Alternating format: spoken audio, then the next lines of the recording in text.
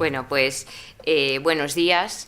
Yo voy a hacer una breve, incluso brevísima, porque he ido reduciendo en estos minutos el contenido de lo que iba a exponer, una introducción sobre lo que significó la televisión como medio de comunicación en 1976, que es cuando se estrena el primer programa de Más Allá, que es realmente el tema que nos ocupa en la mesa en estos momentos.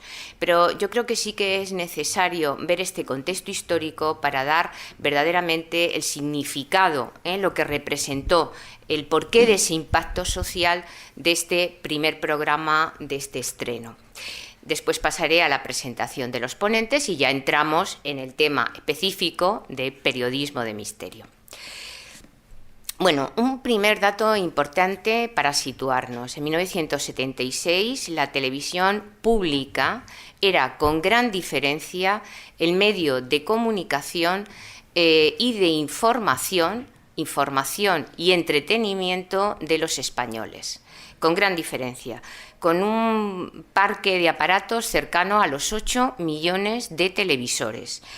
Es verdad que todavía pues no eran televisiones en color, era un 10% aproximadamente, y el color era todavía un sistema no muy definido, de mucha calidad. La audiencia diaria de la televisión pública era aproximadamente de unos 20 millones de espectadores, algo realmente pues increíble para las cifras que nos estamos moviendo en la actualidad. Y hay que tener en cuenta dos factores importantes de la sociedad española de entonces.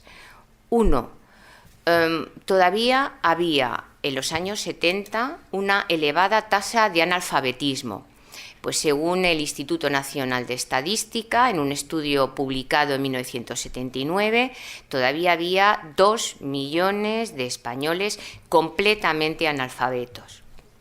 Pero hay otro dato también muy interesante, y es que a finales de los años 70 ya en España había un nivel aceptable de consumo de masas.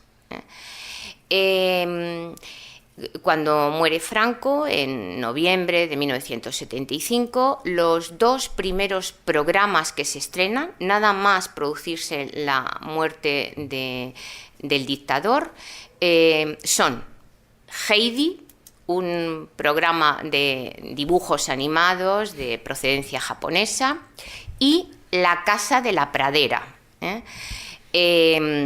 Bueno, es verdad que también se estrenó otro programa que era Gente Joven, que era un concurso musical para hacer que la gente consiguiese su sueño de convertirse en un cantante famoso. Pero bueno, no tuvo demasiada entidad, ¿no? De todos estos programas, Heidi fue un programa con un éxito realmente asombroso. Yo doy estos datos que dice, bueno, María Antonia nos está contando aquí un rollo que no tiene nada que ver con el periodismo de misterio, pero yo creo que sirve para definir también la audiencia, ¿no?, que va a ver y que está ahí delante del televisor. Tuvo un éxito realmente asombroso, con unos índices en los paneles de aceptación que ningún otro programa había conseguido, millones de españoles llorando delante de la televisión cuando Clara, bueno, muchos de vosotros no habéis visto Heidi, pero Clara, que está en una silla de ruedas, se levanta finalmente y echa a andar. Todo el mundo llorando, igual que con Verano Azul cuando murió Chanquete, ¿no? Bueno, pues son ciertos paralelismos. Pero la televisión pública no solo ofreció sensiblería, sino que también contribuyó a la implantación de la democracia en España. También contribuyó. No sé cómo... A ver. También contribuyó tomó partido a favor de la democracia en España. ¿Cómo? Pues muy brevemente, no quiero alargarme porque no es el tema, evidentemente, de la comunicación, no, el vídeo 2. El vídeo 2, haciendo de cada jornada electoral una fiesta. Era como celebrar que los españoles podíamos votar. Entonces, programas como Esta noche fiesta, presentado por José María Íñigo, con la presencia de lo más granado del mundo artístico español, como Pantoja, Escobar, Georgie Dan, Camilo VI, etcétera, servía para decir a los españoles qué bien que estamos votando y esto es una fiesta.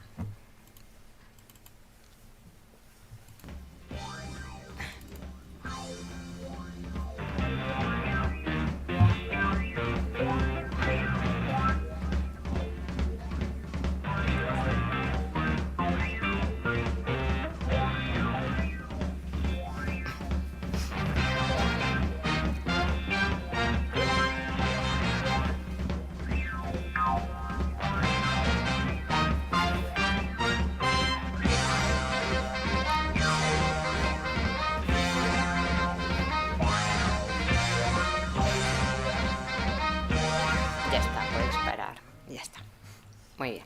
Bueno, además de hacer una celebración con cada campaña electoral, hubo muchos programas de debate. Me parece que estos programas de debate fueron muy importantes porque enseñaron a los españoles que se podía hablar, que se podía dialogar. Y que no importaba que tuviesen puntos de vista diferentes, porque si estos se exponían con respeto, pues servía para enriquecer a la audiencia. Programas como, por ejemplo, La Clave, donde además pues Gerardo Zuviría fue también productor. Ahí sacas las anteriores. Ya, bueno, lo que encuentras por internet. Mira que digo algo. Vale, que es un número de barba y no lleva barba. Ya.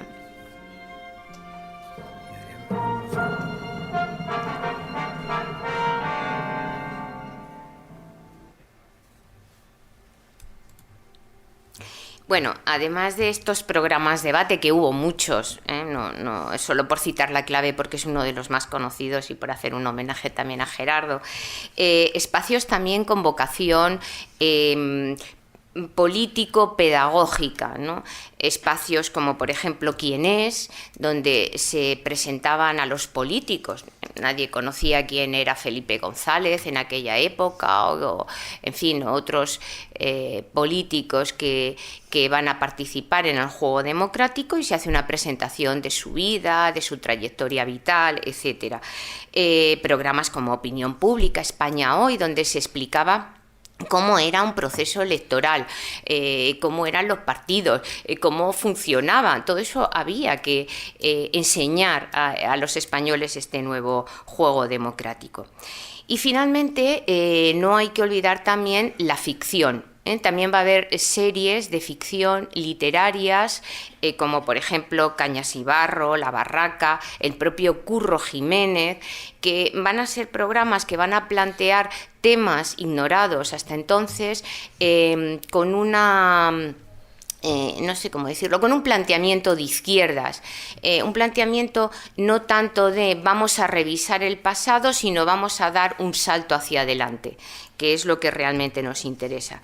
Entonces, la televisión de este periodo, lo comentaba antes con Gerardo, quizá, claro, técnicamente estamos en los años 70, no es una televisión como la que se puede hacer ahora, pero es una televisión de mucha calidad y es una televisión que hizo unos programas que están en el imaginario de muchos españoles, ¿no? Programas pues como El hombre y la tierra, Los gozos y las sombras, El mismo verano azul, La Clave que he mencionado, en fin, programas de gran calidad como A Fondo, programas de entrevistas como Vivir cada día, etcétera, etcétera. Y en este contexto se estrena en 1976 el programa Más allá, de Jiménez del Oso. Es un programa que se estrena en la 2, en el segundo canal. Comienza los jueves y pasa por la tarde, porque solamente la 2 emitía por la tarde, y pasa al fin de semana.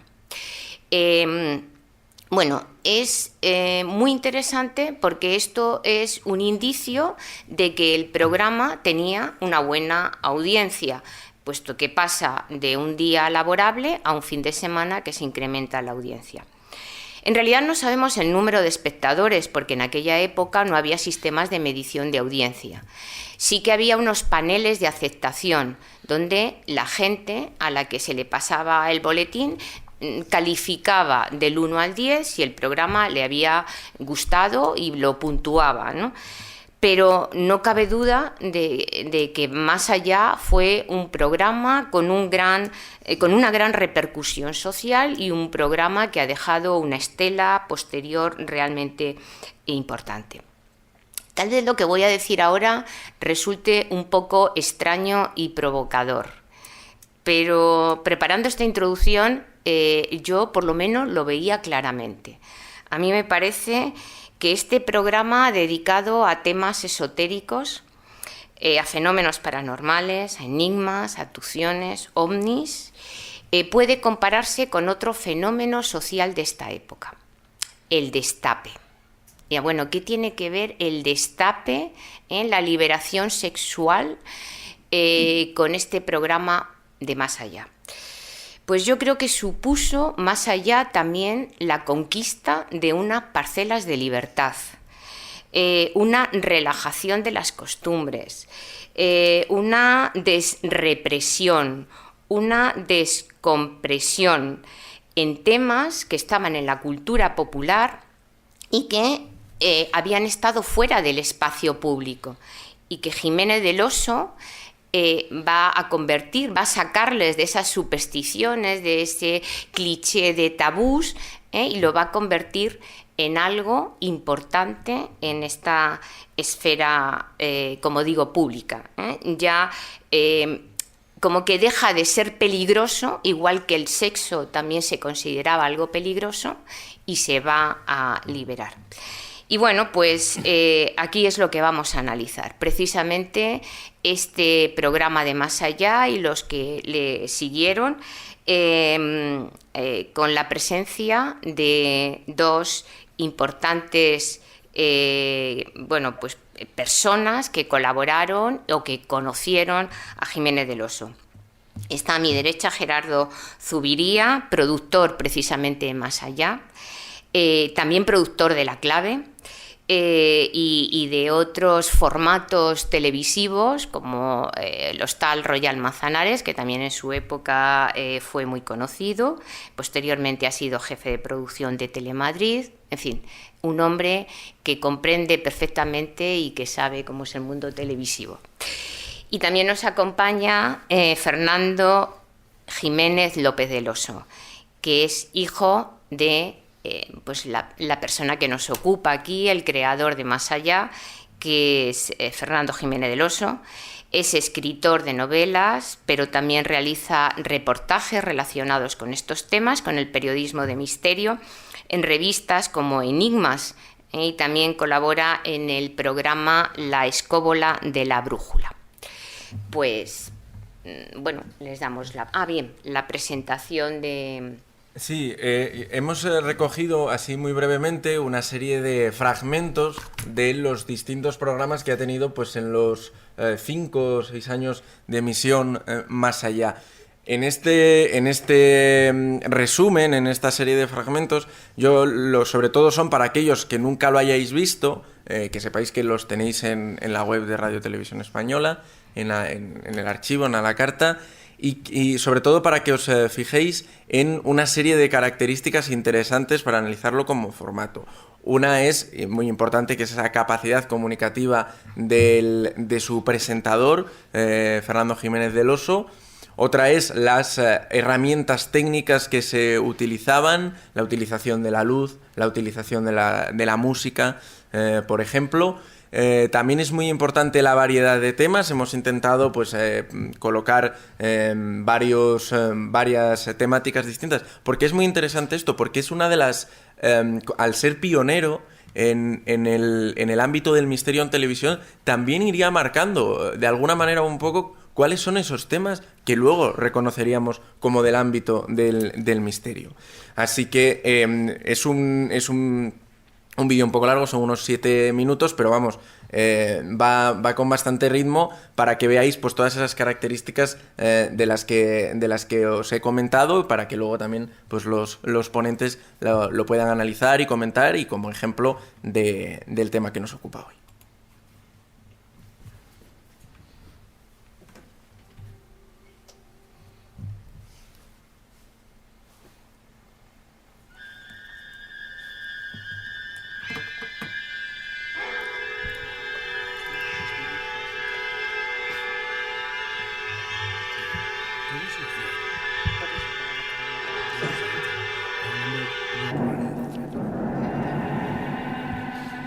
Detrás del mundo infinito que es la mente del hombre, entre las estrellas que cubren el cielo en el perfil gastado de las viejas piedras, existen verdades escondidas, otra realidad que apenas vemos.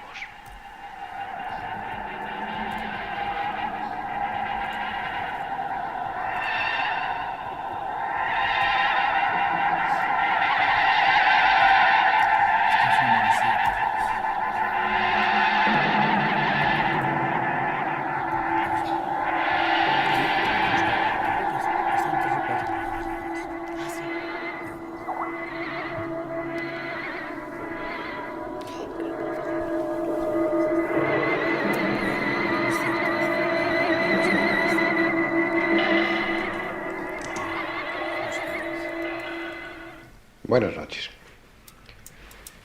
Si hay un tema polémico, si hay un tema discutido entre la opinión pública en estos últimos años, es sin duda el tema de los ovnis. Se ha escrito, se ha hablado, se seguirá escribiendo, se seguirá hablando mucho, y creo que nunca, si las cosas siguen así, podrán ponerse de acuerdo las dos tendencias. Unos piensan que realmente existen, que los testimonios son objetivos, son válidos y aportan pruebas suficientes como para creer en la existencia de los ovnis. Los otros, los detractores, piensan que tales pruebas no son suficientes, que intervienen muchos factores, muchos elementos que inducen a error y que aún está todo por demostrar. Realmente hay motivos, hay base suficiente para apoyar cualquiera de las dos hipótesis. Por eso permanece el problema estancado, por eso sigue ocupando páginas y páginas en los periódicos. Nosotros vamos a tratar de este tema, pero vamos a hacerlo de una forma contraria. Vamos a partir de realidades indiscutibles. Vamos a especular con ellas, vamos a manejar un cálculo de probabilidades y vamos a ver a qué lugar nos conducen todas estas realidades de las que vamos a partir. Si unimos a estas condiciones favorables el hecho de que estos pilotos, estos astronautas, son auténticos expertos, podemos dar toda fiabilidad a las fotografías que estamos viendo en este momento. Por ejemplo, esta, que fue obtenida a bordo de la cápsula Géminis 12, y esta también el 12 de noviembre de 1966, o esta un poco más confusa, obtenida el 12 de septiembre de 1966 a bordo de la cápsula Géminis 11. Esta es una ampliación. Es un conjunto de luces, un conjunto de objetos luminosos no muy claros, aún más confusos este otro, obtenido a bordo de la cápsula Apolo 11 el 16 de junio de 1969.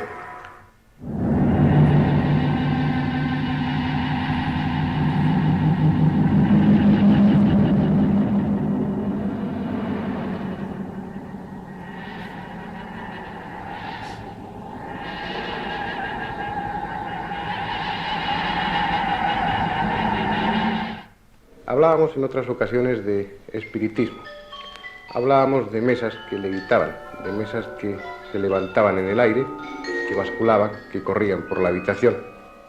Y uno de los problemas que planteábamos, que se plantea, es la discusión entre si realmente son espíritus, son entes extranaturales los responsables de esos movimientos, o, como dice la parapsicología, esos movimientos son debidos a la influencia psíquica, a la capacidad mental, a la capacidad telequinética de algunos de los presentes, probablemente el medio. Pero si nos fijamos bien, cualquiera de las dos posibilidades es casi absurda. El objeto de este experimento es claro. Si una persona se concentra mentalmente en que hacia esta parte o hacia esta vaya más cantidad de glicerina, estará influyendo también en la trayectoria de la gota. Estará desviando la gota en su caída desde la espita hasta el filo de esta cuchilla. Hoy estamos en el Palacio de Congresos de Montjuïc. La ocasión es importante en muchos sentidos. Se trata del primer Congreso Nacional de Ufología. Enrique Vicente, tu ponencia trata del problema del contacto. Según parece, tú opinas que hay pruebas suficientes, o por lo menos parece, que los objetos volantes tienen un soporte físico, o parece, efectivamente, se trata de objetos de soporte físico. A pesar de ello, defiendes la teoría, o presentas por lo menos los hechos de que no se tratan aún así de fenómenos que pueden ser no físicos, pero que tampoco pueden ser parapsíquicos. Vamos a ver si aclaras estos conceptos. Primer punto, ¿es soporte físico? ¿Crees que hay bastantes pruebas para decir que es soporte físico realmente el objeto volante? Creo efectivamente que hay pruebas suficientes de que este fenómeno tiene unos efectos físicos y tiene un comportamiento como entidad de tipo físico.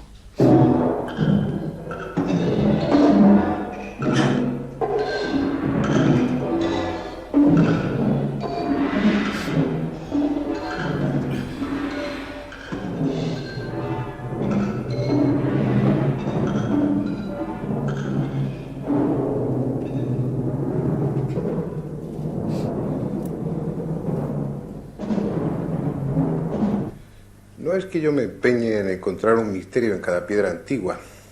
Yo creo que es justamente al revés, que el misterio se empeña en derrumbar toda esa serie de esquemas falsos que hemos construido en torno a la historia. En la zona de Teotihuacán, llamada la Ciudadela, se descubrió esta construcción a la que llamaron el Templo de Quetzalcóatl. Tiene algo de siniestro.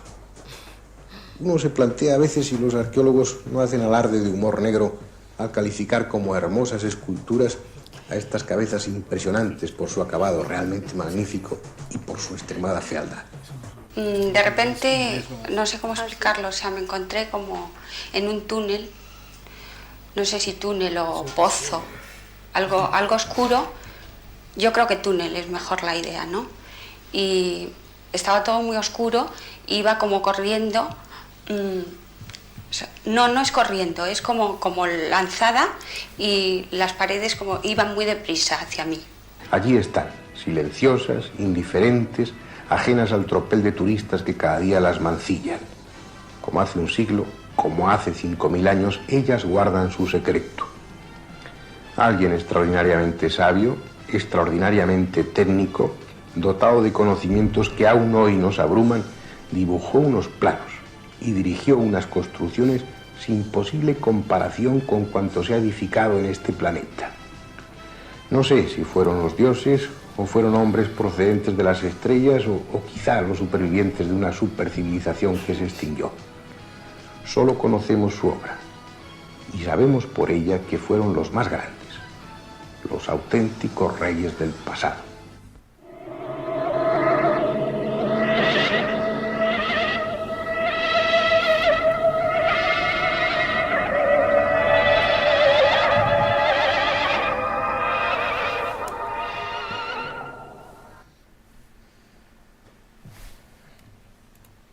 Que vuelva a empezar. Hasta ahí sería. Muy bien. Bueno, pues muchas gracias, Guille. Bueno, pues tienes la palabra, Gerardo. Cuéntanos. Hola, buenos días. Soy Gerardo Zubiría. He sido productor de televisión toda mi vida y en esos años, que me da mucha pena verlo así porque la imagen no nos hace justicia, pues hacer esos programas era muy, muy complicado. No creéis que era...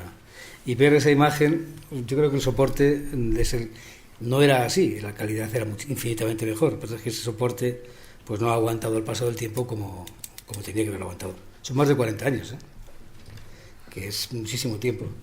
En aquella época, para que podamos ver cómo eran las cosas en televisión, os recuerdo que también en aquella época Félix Rodríguez de la Fuente, un hombre muy bien conocido, hacía programas muy similares, con fotografías, con pequeños reportajes, todo eso lo incluíamos en vídeo en estudio y sacábamos aquellos programas maravillosos de Félix, y Fernando hacía lo mismo, pero con este tipo de contenido, que era un contenido imposible de pensar, como bien has dicho, María Antonia, de pensar que se pudiera haber hecho en aquella época. Era complejísimo.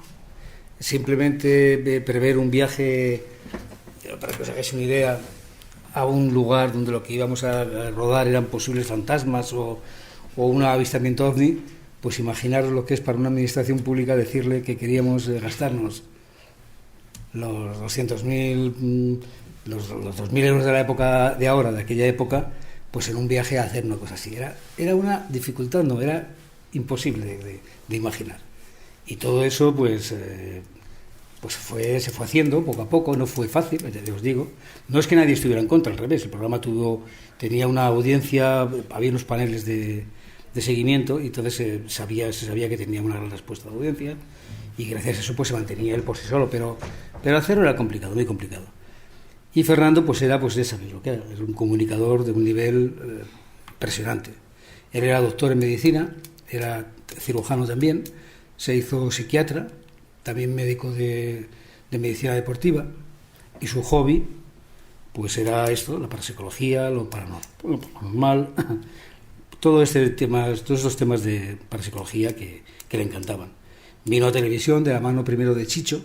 Os digo esto porque hay un bis de Fernando, que es el escritor, tampoco se le conoce, que él debe tener como 12 o 14 libros hechos, aparte de haber llevado varias revistas de divulgación durante los últimos años de su vida, pero él debe tener como 12 o 14 libros. Y uno de los primeros que hizo, que fue El Regreso, una historia sobre un militar que vuelve de la guerra, que no está, no vuelve, pues sino que había muerto en la guerra, y lo que vuelve es su fantasma, su espíritu, y se relaciona con la familia, con tal.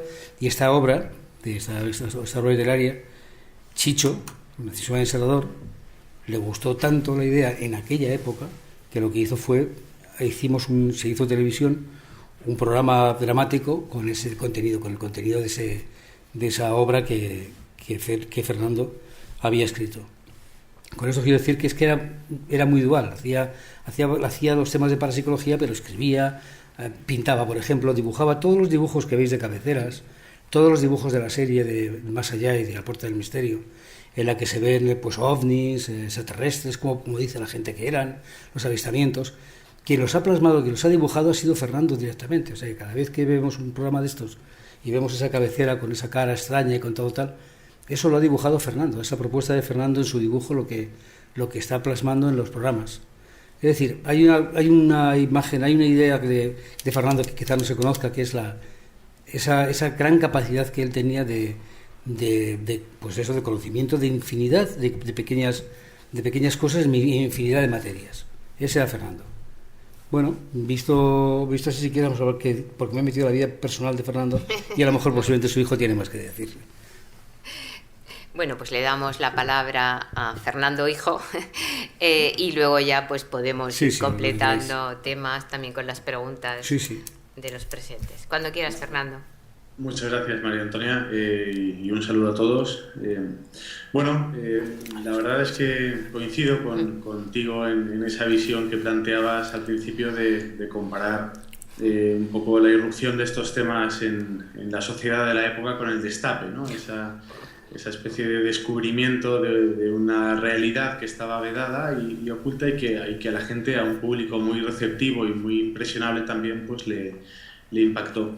Y yo creo que quizá la clave de mi padre era que él no trataba de convencer a nadie de estos temas. Él siempre consideró la psiquiatría, la medicina, como su verdadera profesión. Y yo en multitud de entrevistas le oí decir que cuando él iba, por ejemplo, a las revistas que él fundó, a la redacción, o iba a hacer estos programas, él no sentía casi que trabajaba, ¿no? Sentía que eso era más bien una pasión compartida, y yo creo que el espectador era capaz de captar ese matiz. Es decir, mi padre no trataba de convencer a nadie, sino de compartir unas inquietudes con el espectador, de manera que nadie sentía que le estaban tratando de vender una realidad determinada, sino que se le mostraban unos elementos y luego el espectador era el que se tenía que formar su propia opinión. De hecho, ese era casi el final de cada uno de los programas, ¿no? Era una frase del estilo de decir algo como y ahora le corresponde a usted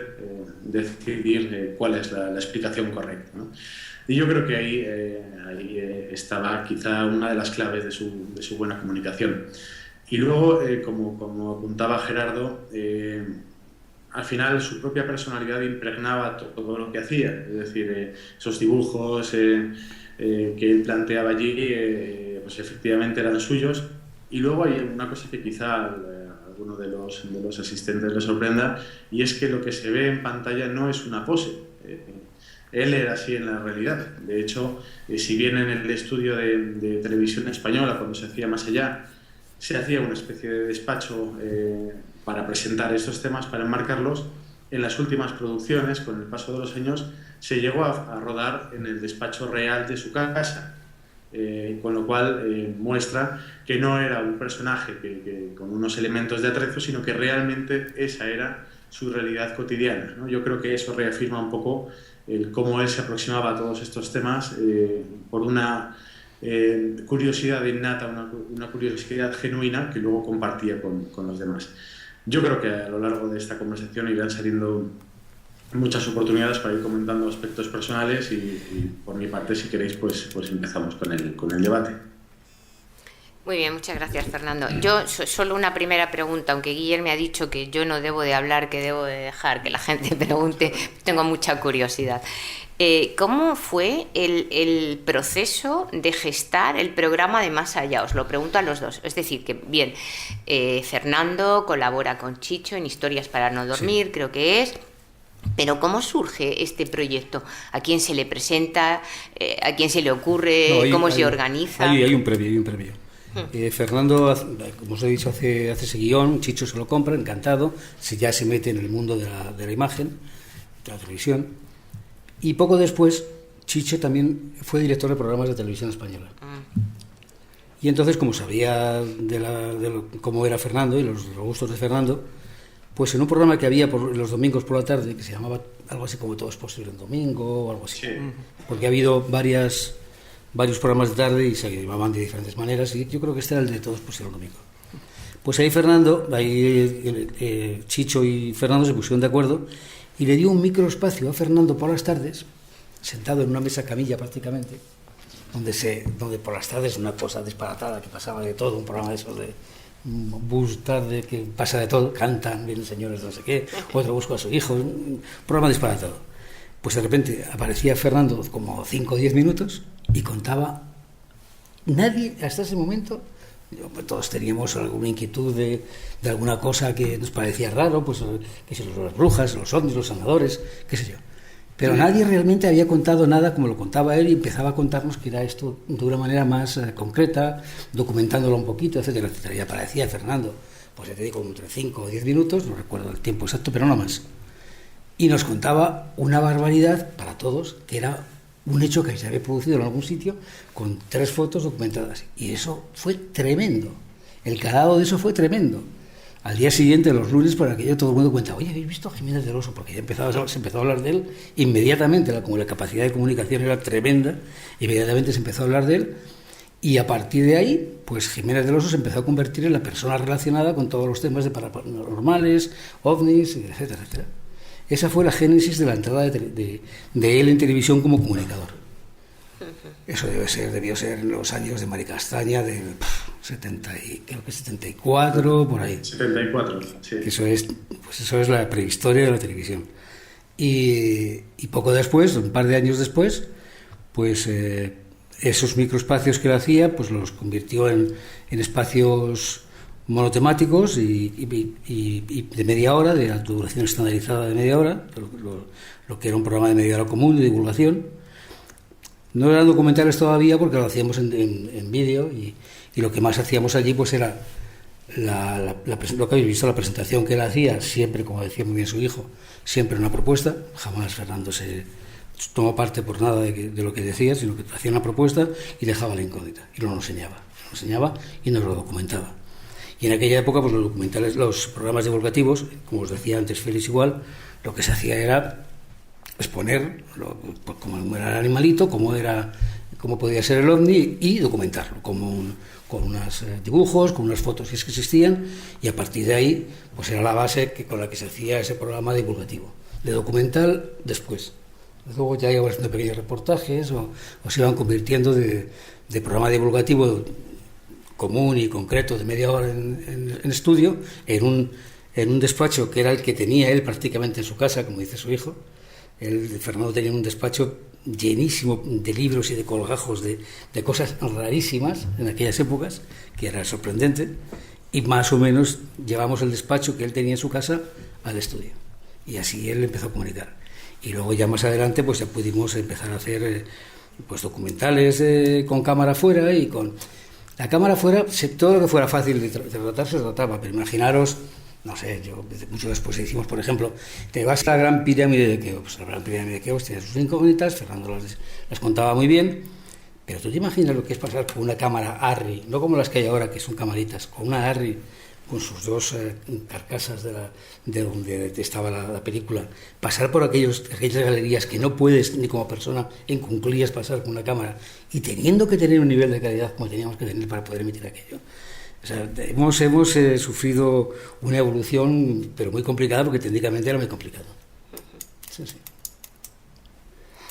Sí, yo recuerdo, no sé si me escucháis. Sí, perfectamente. Que no sabía si estaba conectado o no. Recuerdo que mi padre decía que ese programa, el de Todo es posible en domingo, fue el que le curtió definitivamente, porque se hacía en riguroso directo y en aquella época las conexiones fallaban muchísimo. Entonces le llegaba un par de minutos antes el productor y le decía que su exposición de 10 minutos tenía que extenderse hasta los 20 quizá, o condensarse hasta 5, porque se habían alargado otros. Entonces esa improvisación tenía que hacerlo sobre la marcha en directo, y bueno, y aquello fue, yo creo que lo que le curó de espanto para los programas que vinieron después, ¿no? Sí. Y todos los colaboradores que teníamos en la serie son los que hoy todavía son los grandes hombres del medio. Por allí pasaron todos. Fernando dio cabida a todos. O sea, jamás hay perfiles de personas que van a televisión y que se apoderan un poco del entorno. Eso es lógico, dado el perfil, como habéis visto, que es la gente de televisiones. Pero Fernando jamás. Fernando daba, pues no sé, Enrique de Vicente trabajaba yo me recuerdo que en Vallehermoso, y venía por las tardes con nosotros y colaboraba con nosotros en el programa, o Joaquín Grau, que se venía desde Barcelona, que con sus revistas, y venía a hacerlos aquí. Todos, Antonio Rivera, que era un señorón en Barcelona, que nada más que hablaba. Este fue a la Cámara de los Lores a explicar si la existencia de los ovnis era real o no. Y le llamaron de la Cámara de los Lores, y allá se fue él y dio una explicación de si realmente eso de los ovnis existían o no. O sea, quiero decirte que la gente de la época era como mucho más... había mucha gente que estaba en ello, pero no tenía la capacidad de divulgación como la televisión les podía dar. Y Fernando dio cabida a todos, y pasaron todos por allí. Alex, por ejemplo, Alex era visitado al médico, y Fernando lo cogió y se lo trajo al programa. Y el programa, fíjate, pues Antonio Alex ha hecho en radio infinidad de años de radio, y suma y sigue nombres de los que conocemos todos hoy en día, que han pasado todos colaborando con él, y él dando cabida absolutamente a todos. Por ejemplo, cuando habláis de Cuarto Milenio, a él le encantaba a Iker, por ejemplo. Y es decir, Fernando era un hombre que no atrapaba el contenido para nadie, de un contenido para él, y lo monopolizaba para nada. Le daba cabida a todo el mundo, y eso nos llevaba una vez a algún lío, porque claro, había temas que había que no investigar, sino tener la conciencia clara de que lo que estábamos haciendo era al menos real en la documentación que se tenía. Pero siempre dándole cabida a la gente, como te digo. Fernando era un hombre muy especial. Sí, Fernando. También tenía algo importante, y era también contextualizado en la época, ¿no? El ser médico, el ser un doctor, sí. Eso le vestía de un principio de autoridad que en aquella época era sí, importante. También, Entonces, el que fuera un médico el que te estaba contando estos temas, claro, hacía que esa primera barrera de incredulidad o de escepticismo pues se relajara en el oyente. Y luego él reconocía, él tenía una gran humildad que le acompañó toda su vida, y que yo creo que es la base de esa curiosidad de él. Aceptaba que no sabíamos todo de ninguno de los campos de conocimiento, desde la ciencia de la física, por ejemplo, con el tema OVNI, hasta la arqueología o la historia. Sabía que había lagunas.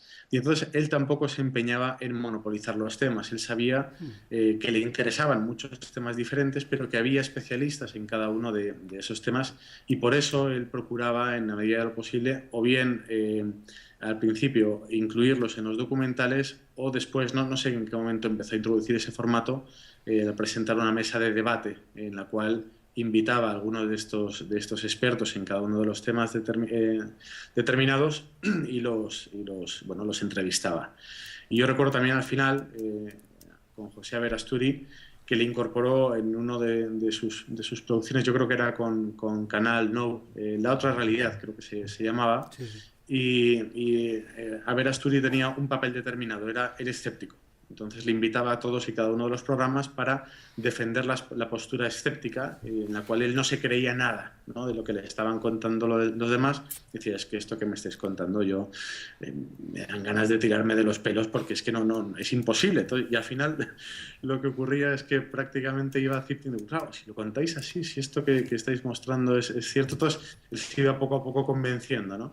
Pero en fin, yo creo que eso que comentaba Gerardo de que no tenía una necesidad de monopolizar el tema y de que estaba abierto a incluir a otras personas, y que es verdad que muchos de los que hoy son personas de referencia, pues Lorenzo Fernández o Iker Jiménez o Javier Sierra, pues tuvieron mucho que ver en sus principios con mi padre y con las revistas que él tenía, por ejemplo.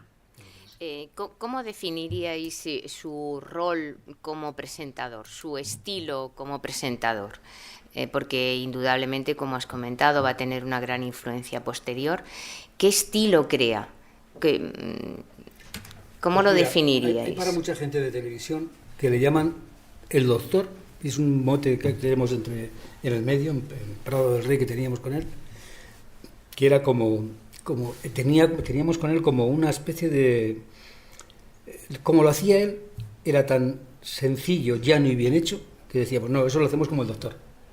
Que era una especie de definición de hacer las cosas claras, concisas y cómodas y fácil. Fernando era un hombre insisto, partimos de la nada. Partimos que antes de que él hace esto no había casi ningún precedente de nada. Realmente hacer un programa de vídeo con un señor sentado contándote cosas de estas y 4 fotos y 4 ilustraciones que él hacía, una música electrónica de Tangerine Dream, que también la buscaba él, porque es que se lo hacía todo. Es decir, yo insisto en que era un hombre muy especial porque se lo hacía todo él. Pues no era normal, porque se venía de la nada y no había antecedentes. Os había puesto el ejemplo de Félix Rodríguez Lafuente, un personaje más internacional, porque hacíamos parecido con él. Yo tuve la suerte también de trabajar con Félix una etapa anterior, una serie ese que está en la arqueología pura, que se llamaba Félix Amigos de los Animales, y lo hacía igual prácticamente. Ilustraba con esos ilustradores que luego han sido famosos también con él, ilustraba con lo del lobo, ilustraba tal, pero con esas poquitas fotos y esas pocas ilustraciones conseguía un programa estándar de media hora, y teníamos un programa que tenía una audiencia, la audiencia que como se definía entonces, que tenía una aceptación tremenda, porque del boca a boca al día siguiente era tremenda y tal. Y eran igual, Fernando y él eran iguales, y además en un tiempo similar. Y al no haber nada anterior, caray, Fernando, todo eso que hay preguntas, dice, ¿cómo le ves como comunicador? Tengo que compararlo con lo que hay ahora. Pero entonces es que no había nada más que personas como él, como otro que te he dicho, alguno más en literatura, hablando de libros y tal, que era más de minorías tal. Entonces, ¿qué ocurre? Que para el gran público lo que se creó es lo que hacían ellos. Es un sistema y un modo de trabajar que lo fueron evolucionando, lo fuimos evolucionando hasta llegar a hacer documentales. Pero la base de cómo se hacían es Fernando, o es también Félix, también. Es un tipo de comunicación aprendida por la lógica, por el sentido común, por lo que él hacía, lógica, sentido común y en su caso divulgación. Sí, yo creo que era una persona muy, muy cercana. No hay que olvidar que su labor como psiquiatra le hacía estar en contacto con la persona, con el otro, durante todos los días. Además era su interés genuino, con todos esos temas del misterio. Él el elemento común que tienen todos es el ser humano, es decir, su mayor interés era ver cómo todos esos fenómenos se relacionaban con el ser humano. Entonces siempre tenían muy presente a quien tenía delante. De hecho, cuando yo empecé a escribir, yo empecé con una sección de divulgación en una revista que él dirigía. Un colaborador se fue de un día para otro y dejó una sección sin hacer, y como yo era biólogo, estudiaba mis últimos años de carrera en la Complutense precisamente, pues me dijo, mira, para el lunes tienes que tener esto así y así. Y la primera clave me la dio él. Me dijo, piensa para quién estás escribiendo, ¿no? Piensa quién te va a leer. Y eso marcaba un poco el tono. Y yo creo que él tenía también claro a quién tenía enfrente cuando empezaba con la televisión. Por eso quizá ese tono tan cercano, ese tono tan didáctico. No hacía falta complicarlo porque el espectador que tenía delante no necesitaba esa complicación. Quizá de hecho hubiera sido algo que lo hubiera separado, ¿no?, de lo que estaba viendo. Mientras que al llevarlo todo a ese terreno personal, por ejemplo, en el vídeo hemos visto el caso de esas personas contactadas que han tenido experiencias. Era algo recurrente al principio, ¿no?, el llevar a personas que podían aportar un testimonio personal, personas que al final eran como aquella que estaba viendo el programa, ¿no?, personas cercanas y corrientes que tenían algo que contar. Yo creo que en esa cercanía radica una de las claves de su comunicación. Sí, yo estoy de acuerdo contigo porque he visto algunos programas y me ha llamado la atención pues frases como usted puede haber oído, usted seguramente ha sentido, usted seguramente ha visto. Recuerdo el comienzo del programa Casas Encantadas, que me llamó muchísimo la atención y lo copié textualmente. Probablemente en este momento, dice al comenzar el programa, mientras usted está viendo este programa, esté sentado en un confortable sillón. Los ruidos llegan atenuados, bla bla, para, hacerles ver usted está escuchando ruidos que posiblemente cree que vienen de la calle, pero puede que algunos de estos ruidos no sean así en algunos casos. Esto sucede en las Casas Encantadas. Entonces, me parece que es un estilo personal, ¿no? Por eso quería un poco incidir en esta cuestión, ¿no?, que llega a la gente, efectivamente. Es muy personal. Fernando, sí, él era también un ávido lector, ¿no? Todo en él empezó con la lectura de esas novelas de terror y de misterio cuando él era un adolescente, y yo creo que ahí se impregna en esas entradillas que escribía, esa biche literaria que le acompañó desde el principio, ¿no? Porque era muy sugerente. Yo creo que es otra quizá de las claves, ¿no?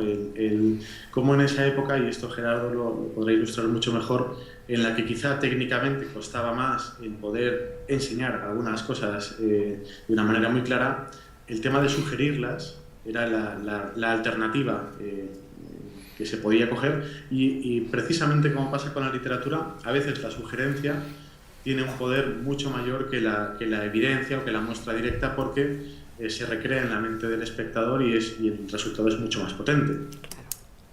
Sí. Mira, nosotros, como yo creo que hoy en día se puede hacer, siempre se puede hacer, pero nosotros hemos llegado a coger un equipo de cámaras de aquella época y marcharnos por toda España. Juanjo Benítez, José Benítez, hizo un libro que se llamó Más de 20.000 kilómetros tras los ovnis por España, o algo así. Y los hicimos. Planificamos dónde estaban los avistamientos de la gente que tenía avistamientos ovnis por toda España, e hicimos el recorrido.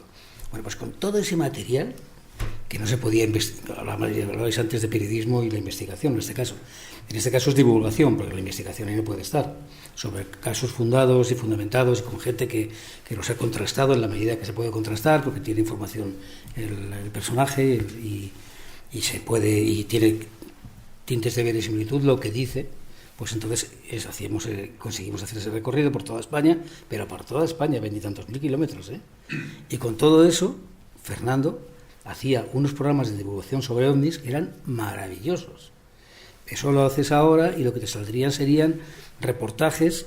Ahora también lo podéis hacer bien, como hacía él. Digo bien como hacía él, Podéis hacer reportajes de cada uno de los casos, qué tal, y ir hilándolos en función de algún nexo común. Pero él se ha enfrentado a todo ese montón de información en aquel momento, con muy pocas referencias, sino con solamente ese material, y se enfrentaba a todo eso y lo sacaba adelante, y sacábamos una serie de 13 o de 15 programas que estaba toda la gente en España hablando de ello durante el tiempo que se emitía, pero de manera común, no como el partido de ayer de fútbol, pero de manera común. Oye, ¿has visto el tipo este que ha visto no sé qué tal? Pero la gente era así la capacidad de comunicación que él tenía.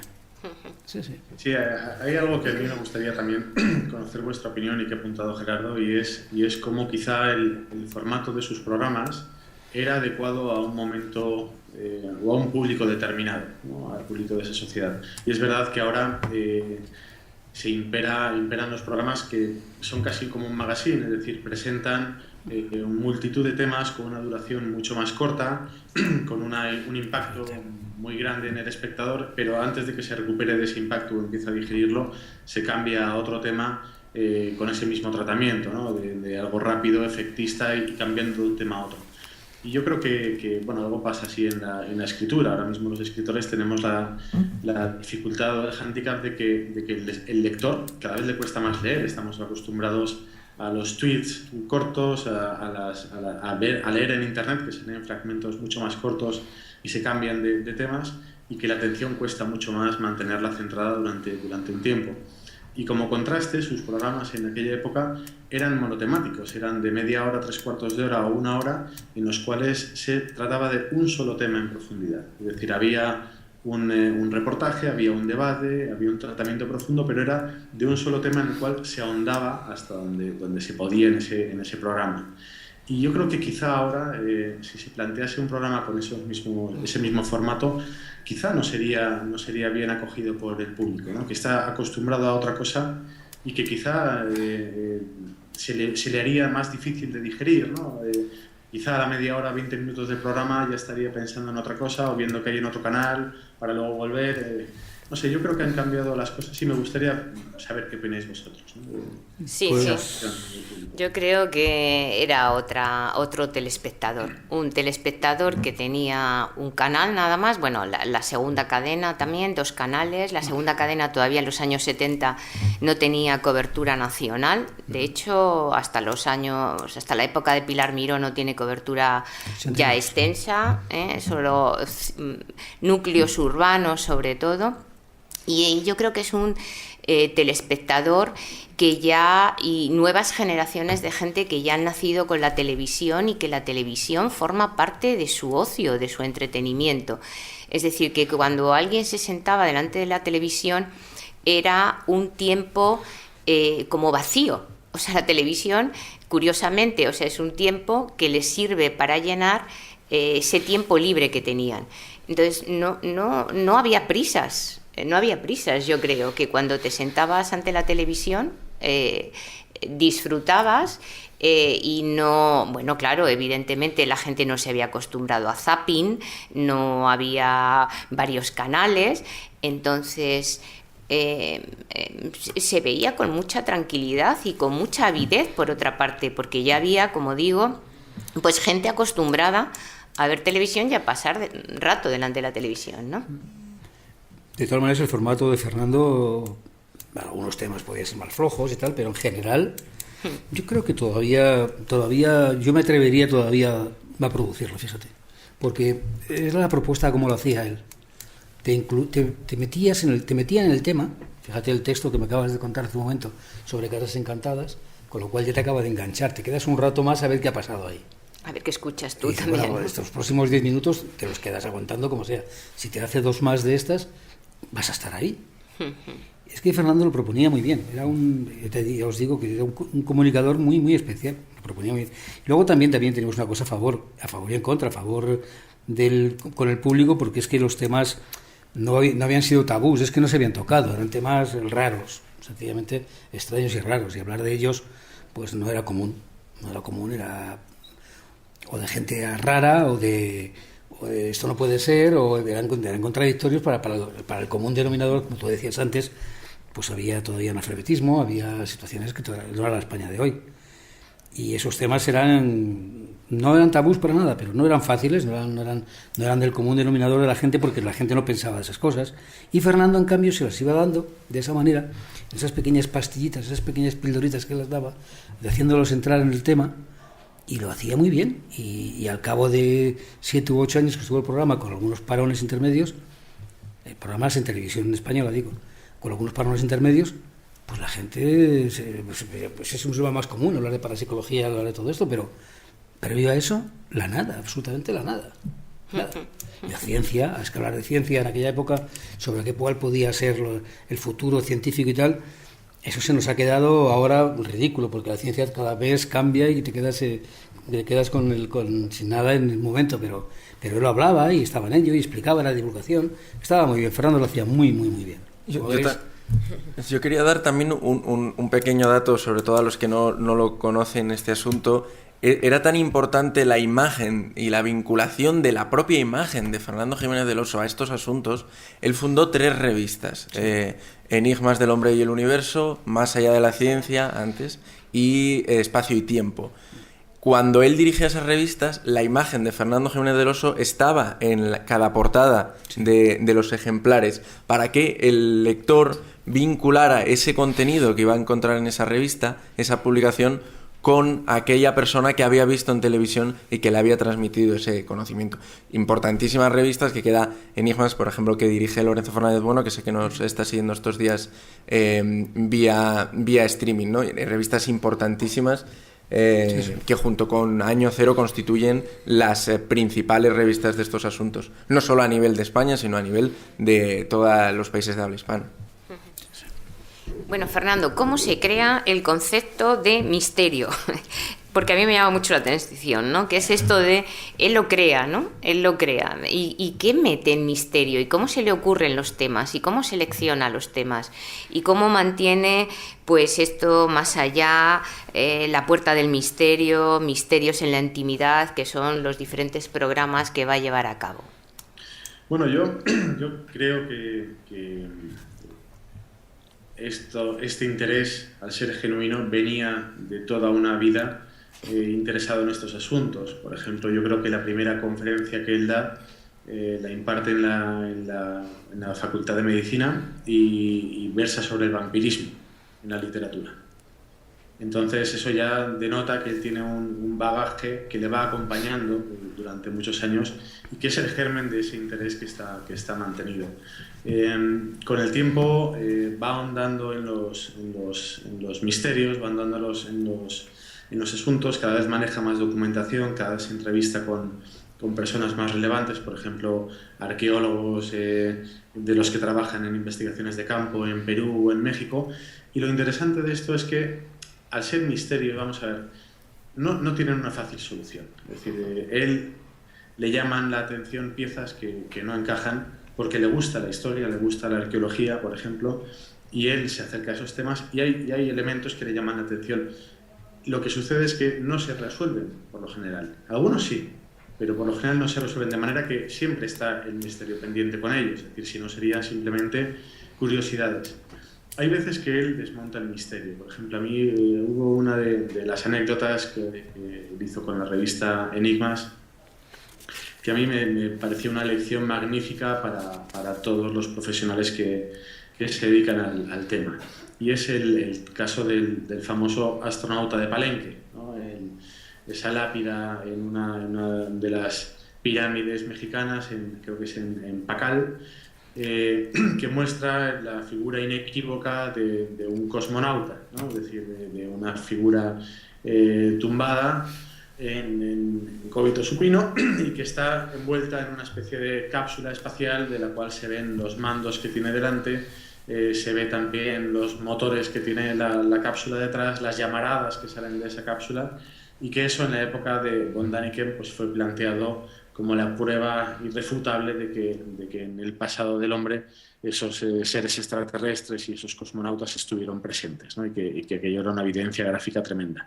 Él en su momento se hace eco de todo aquello. Y 15, 20 años después 20 años con más conocimiento, 20 años con unos estudios mucho más concienzudos, se da cuenta de que la interpretación es totalmente distinta. Es decir, de que cada uno de esos elementos que está apareciendo en esa lápida tienen un sentido concreto en la iconografía maya y entonces significan otra cosa totalmente diferente. Habla del árbol de la vida, habla del paso de la trascendencia de esa persona que está allí a otro plano de conciencia. Y entonces él escribe un nuevo artículo en el cual integra todos esos elementos y da una interpretación totalmente novedosa de ese famoso astronauta de Palenque.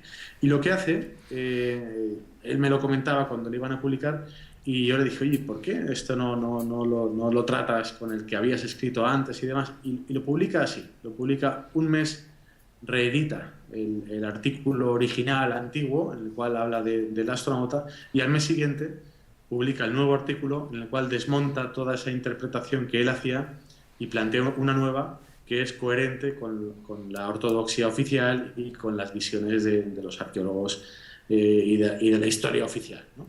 Entonces yo creo que ese es uno de los casos en los cuales él sí que desmonta, por así decir, un misterio y lo resuelve, pero en el resto yo creo que son temas que son recurrentes porque se vuelve a ellos una y otra vez con más datos, con nueva información, pero quizá el espectador se ha ido renovando, quizá el lector también ha ido cambiando, pero el misterio sigue ahí, con lo cual merece una nueva aproximación, ¿no? También es curioso porque, por ejemplo, él escribió uno de sus últimos libros, o el último libro, se llamaba En busca del misterio, con la editorial Nautilus, y él hace un recorrido ahí por digamos, los últimos temas que le llaman la atención. Y a mí me gusta mucho cómo un nuevo tema surge en los últimos años en su imaginación, en su interés, que son las culturas del Valle del Indo. Quizá es porque ya la cultura peruana, la cultura egipcia, la cultura mexicana, a las cuales había ido durante décadas una y otra vez, ya dejaban de impresionarle, ¿no? Y quizá había ahí otro tema que ese Valle del Indo que le llamaba mucho la atención. Hablaba del unicornio, él descubrió el verdadero unicornio en sellos que usaban en esa cultura. Luego, años después, descubrí yo la ciencia. Habló precisamente del descubrimiento de un bóvido con un solo cuerno que pudo habitar el Valle del Indo en esa época, un poco reafirmando todo ese tema de esas leyendas del unicornio que él planteó unos cuantos años antes. Y yo creo que ese tema viene como refresco tras unos que ya dejaron de impresionarle. A los ovnis, por ejemplo, pasó algo parecido, ¿no? Tras estar siguiéndoles durante esos 100.000 kilómetros que planteaba Gerardo por toda España, arriba y abajo, se cansó de esa especie de striptease que tenían ante la cámara, ¿no? Y ante los espectadores, y les mandó a hacer cósmicas puñetas, ¿no? Y dijo, si quieren venir, que vengan de una santa vez, pero esta especie de ahora me muestro y ahora desaparezco ya también le cansó, ¿no? Como digo, yo creo que si tuviéramos que buscar un tema recurrente y un tema que marcó una continuidad desde el principio hasta el final, fue el ser humano. Yo creo que el ser humano y los misterios que tenían que ver con él, yo creo que esos fueron para él el gran misterio.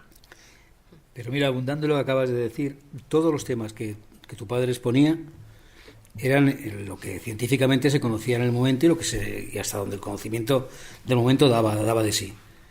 Han pasado 40 años y todos se pueden repostular. ¿Por qué? Pues porque en el caso que tú hablabas de los mayas, en la pirámide de Pacal de Palenque, pues evidentemente en aquella época no se sabía todavía traducir perfectamente todo lo que los anagramas mayas dicen, y 20 años después ya se conoció.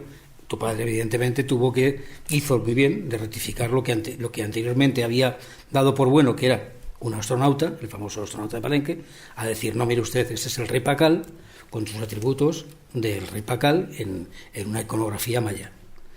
Todo eso es en el caso de Pacal, pero en el caso de casi todo lo demás, y en lo que era científico, pues fíjate, hay que reeditarlo todo y se puede rehacer. Y eso hay que tener cierta benevolencia, era el conocimiento de los años 80, en su mayoría de las veces. En los años 80, y bueno, tu padre estaba preocupadísimo con el efecto invernadero. En los 80 el efecto invernadero no lo sabía nadie, y tu padre estaba preocupadísimo con él. Y entonces decíamos, y nos decía, sí, esto va a aumentar de temperatura, esto va a ser terrible, y lo hacía en los 80. O sea, es decir, él daba de sí hasta cuando la ciencia se conocía y recapitularlo todo, pues eso está posible. Mira, han estado hablando hace un rato aquí sobre las caras de Belmez. Belmez lo hicimos nosotros en su tiempo, en el 84, cuando aquello tuvo lo que tenía, el renombre que tenía, y lo que había que hacer era documentarlo y enseñarlo. Si tú oyes en qué profundidad se habla de Belmez aquí, yo me he quedado atónito, porque para mí Belmez es un caso que da de sí lo que da de sí.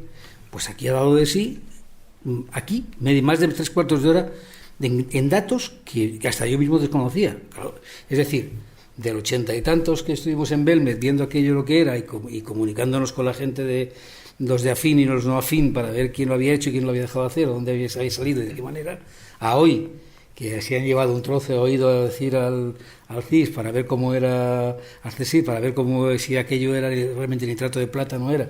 Joder, es que todo en la tecnología, la ciencia, que avanza una barbaridad, se puede recapitular, todo se puede recapitular, y más en los temas que tu padre tocaba, efectivamente, sí.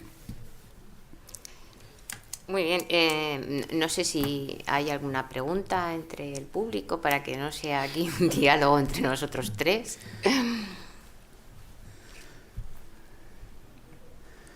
No. A ver, aquí tenemos.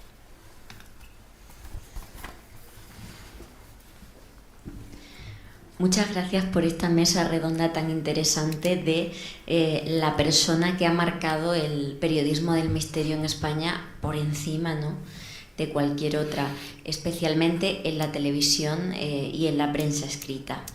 Mi pregunta es, ¿cuál era el referente o los referentes de Fernando Jiménez del Oso? Porque él ha sido un referente clave para todos nosotros, pero como él fue pionero, no sabemos qué referentes tenía, de qué ejemplo se sirvió. Gracias. Muy bien, muchas gracias. Que diga Fernando.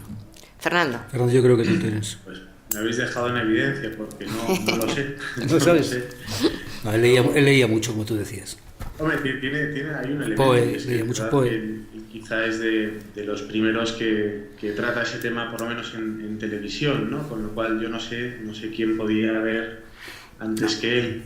Sé que estaba al tanto de lo que se hacía fuera. Lo que pasa es que en aquel momento, cuando él empieza con televisión, por ejemplo, yo creo que no tenía tampoco buenas muestras de lo que se estaba haciendo fuera. Quizá a nivel de periodismo sí. Yo sé que al principio le interesaban las cosas que decía, por ejemplo, von Daniken, sí, que eran muy llamativas, pero con el tiempo renegó de él y casi pensaba que hizo más daño que bien a estos temas. Pero no sabría yo decir si él tiene una referencia o no. Von Daniken es que hizo un bestseller ahí con lo de Recuerdos del Futuro. Hizo un libro que se llamaba Recuerdos del Futuro, allá en los 80.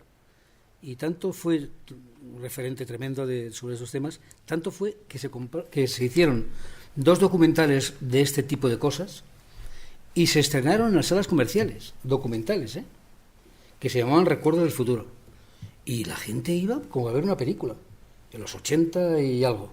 Era tremendo, antes, quizás en los 80 pelados, 80, 82, por ahí. Y eran temas de ese tipo. Referente Daniken a tu padre, yo creo que no, Fernando. ¿Tú crees que sí? No, quizá era uno de los que antes que él, o al mismo tiempo, a la vez, esos temas. A la vez, porque yo recuerdo que en Palenque, la famosa tumba de Pacal, sí, yo la he pisado, estoy aquí. Está abajo de una pirámide maravillosa que hay que bajar, como ya os podéis imaginar, de bonito. Y cuando ya llegas allí, encima le han puesto unas rejas, unos arqueólogos de allí, los conservadores, porque claro, si no estaría... Pero hay 6 secadores por todos sitios allí. Y entonces entras dentro y está la losa gigante aquella, y la rodamos con nuestras cámaras a rifles, teniendo que llevar focos allí, que era terrible, porque eso es... Hoy con las cámaras de hoy en día, abres el diafragma y queda precioso, se ve perfecto. Entonces tuvimos que hacerlo con todos los requisitos desagradables nuestros. Pero Daniken hacía una descripción de Palenque que no era la real. Y tu padre se quedó de pie y dijo, pues esto es así, eso. No tenía casi nada que ver, lo había hecho de referencias.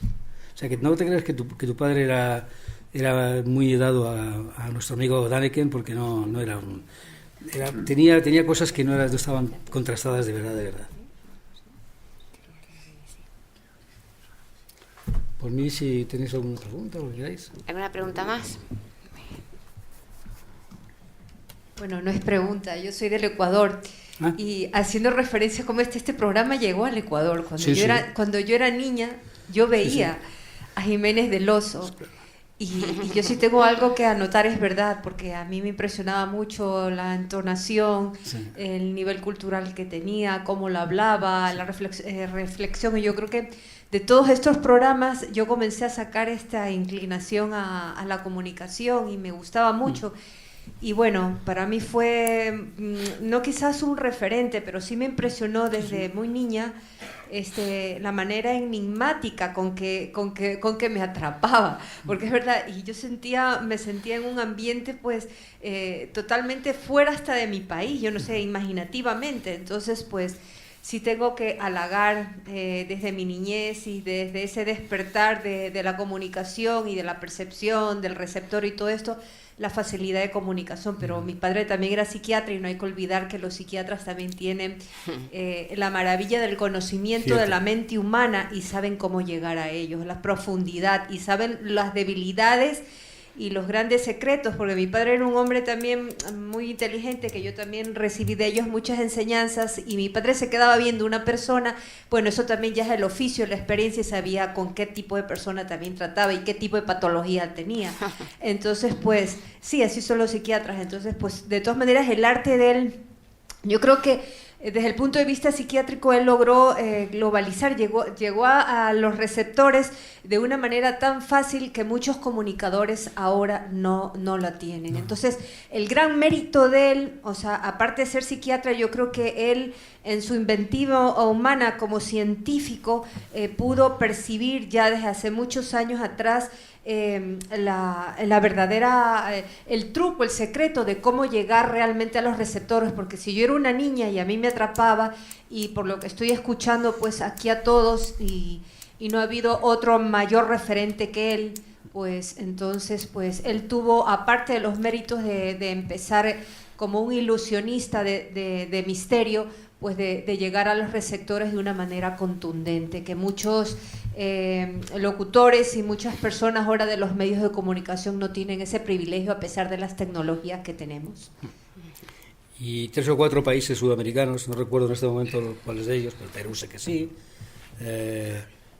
México también sé que sí, le conmemoraron en función del mérito que le pudieran dar allí por la divulgación de los contenidos de su país. Cosa que aquí, fíjate, estamos reconociendo a Fernando quién era, y en otros países tiene la conmemoración de que él ha estado allí, de que ha hecho una labor por el país, en su día le hicieron un homenaje. Tú lo sabes. Los ministerios de cultura de Perú y de México. Perú seguro, pero también creo que Ecuador. Creo que también Ecuador, porque fuimos a... Sí, fuimos a la selva de Ecuador, pero Perú y Ecuador sabes que siempre están medio en guerra, entonces tienen un problema ahí tremendo. Entonces llegamos a una cultura que había curiosísima, en la línea de contenido de arqueología extraña o maldita, como quisiéramos, le llamábamos así, y tuvimos problemas porque había militares y teníamos que irnos porque había problemas de verdad de tiros. Pero estuvimos cerca de allá, y yo creo que Ecuador también le hizo algo a él por la divulgación de contenidos de su país. Sí, sí. Y no hay que perder una cosa tampoco de vista. Como decía esa señora, Fernando trabajaba todas las mañanas en el hospital, ¿eh? Es decir, Fernando era médico ejerciente. Trabajaba todas las mañanas, por las tardes tenía su consulta, si no tenía trabajo del business televisión, y él era médico. O sea que cuando a veces comparamos los parapsicólogos que hay por ahí que cuentan cosas y tal, es que Fernando no era así. Fernando era médico, ejerciente, y con un hobby en la parapsicología y en las cosas estas. Es otra manera de ver las cosas, ¿eh? Yo quería plantearos un tema también, que es esa importancia que tiene Fernando Jiménez del Oso y más allá dentro de la propia televisión española. Además de que trabajó con personas muy importantes en esa historia, como tú mismo, o como Chicho Ibáñez Serrador, sí, o Stuben, ¿no? Que importantísimo realizador que empezó también de alguna manera con vosotros, sí, en Más Allá. Sí. Sí, porque todo era complicado. Hacer un programa Es que hay que remontarse a todos aquellos tiempos, y eso es poco, no se puede imaginar uno como aquello es, había que hacer un making of de cómo era aquello, es una cosa tremenda. Pero, claro, había que buscar realizadores que fuesen capaces de entender qué se quería hacer, porque Fernando lo tenía muy claro y todo muy claro, pero eso luego hay que hacer un argumento de imagen, y el argumento de imagen es muy importante en este caso.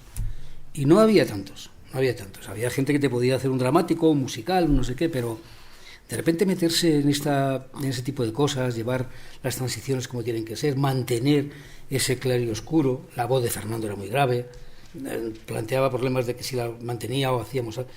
Todo eso había que crearlo y hacerlo, y entonces no era fácil. Y Hugo era un realizador nuevo, venía hace poco que venía de Chile, o sea, un hombre de los que se querían comer el mundo, y empezó con nosotros, haciendo más allá. Sí, no hizo muchos, hizo la primera serie, a lo mejor de 13 o tal, pero estuvo con nosotros. Sí. ¿Cómo se preparaban los programas? ¿Cómo se decidía un tema? ¿Cómo se escribía un guión? ¿Cómo se documentaban? ¿Cómo se investigaba? Todo Fernando elegía el tema. Fernando era el que elegía el tema. Bueno, Fernando elegía el tema, y luego hacíamos una mesa redonda con una redacción igual, con todos los colaboradores, y ahí sacábamos temas que realmente tenían enjundia, tenían contenido para hacer un programa, o simplemente pasaban a ser parte de ese fondo que luego a contenidos similares llegaríamos o no a hacer uno. Pero Fernando era el que preparaba los temas y hacía unos guiones perfectos. Jamás ha ido Fernando a hacer un programa sin un guión. Todo estaba guionizado, todo. Y en televisión, o en el cine también, pero sobre todo en televisión, lo que manda, el norte de la brújula de lo que manda en un equipo de trabajo es el guión. Tú puedes tener 1000 ideas para cambiar a esto o lo otro. Vamos a cambiarlo sobre guión. Y Fernando ahí no dejaba dudas a nadie. Se traía siempre el guión hecho. Con lo cual, ni el realizador de turno, ni el operador que tal, no había problemas. Se seguía el guión. Y luego le daba a Fernando su toque personal. Y se hacía una plata junta. Lo hacía él, pero hacíamos reuniones de plata junta porque, por ejemplo, Enrique de Vicente, que ahora está mucho en Cuarto Milenio, pues Enrique era un experto en ovnis tremendo. Yo no sé si seguirá con esa facilidad. Yo fui director de producción en Telemadrid, y él me trajo una serie para ver si se la compraba, y hacía otras cosas. Y yo pues se la compré y tal, porque lo hacía muy bien y estaba en las condiciones adecuadas. Pero Enrique, anteriormente a eso, era un experto en ovnis, pero de un nivel que no os podéis imaginar. Es decir, había gente que te decía... Tenía todos los recortes de todo lo que se había publicado de ovnis en España de los últimos 20 años. Sabía dónde había, si se había muerto algún testigo o no, dónde se había movido otro. O sea, lo sabía todo Enrique Vicente. O sea, es decir, para cada caso teníamos expertos que, como primera persona, Fernando, y como expertos de apoyo para documentación y demás, pues todos estos expertos. Juanjo mismo, Juanjo Benítez, trabajaba también como con nosotros con el equipo. Jordán Peña, que antes habéis hablado, alguien ha hablado de él, con el caso Humo. Jordán Peña era un ingeniero industrial, creo que era. También trabajaba en temas de contenido, pues más o menos científico y tal. Y es decir, teníamos Joaquín Gómez Burón, del que no hemos dicho nada de él, otro gran colaborador de Fernando. Joaquín, allí el trío más o menos éramos Fernando, Joaquín y yo, porque Joaquín escribía muy bien, era un hombre, como anécdota de Joaquín, si quieres os cuento una anécdota preciosa. Nos fuimos a rodar el Palmar de Troya. El Palmar de Troya era tremendo, en un momento determinado aquello era tremendo, daba miedo, era una cosa, no era común, era raro. Y entonces estábamos allí intentando aquellas misas que hacían tarde-noche, donde el Papa Clemente pedía que más fervor a 2.000 o 3.000 personas, más fervor, que ya verían cómo le salían los ojos nuevamente, porque sabéis que tuvo un accidente y se quedó ciego. O sea, aquello era tremendo. Si en un momento alguien puede levitar, era allí. El fervor se cortaba, aquello era tremendo. Bueno, pues en aquel entorno nos encontramos a un director de oraciones de tarde, y era Joaquín Gómez Burón, que era el escritor, que le habían contratado para que hiciera un seguimiento escrito de todo lo que estaba allí ocurriendo. Y claro, la empatía con él, las maneras de Joaquín, pues a los 2 días dejó no el hábito, porque no tenía ningún hábito, dejó aquello y se marchó con nosotros. Joaquín era un colaborador, Gómez Burón, de Fernando, siempre. Porque cuando se fue a las revistas, el director de contenidos o de corrección, contenidos y demás, lo hacía Joaquín Gómez Burón. Es decir, Fernando además se rodeaba, os había dicho antes que se rodeaba de toda la gente que había y de todos los que iban apareciendo, que iban con él, evidentemente. Pero es que además se rodeaba de gente muy buena y muy bien.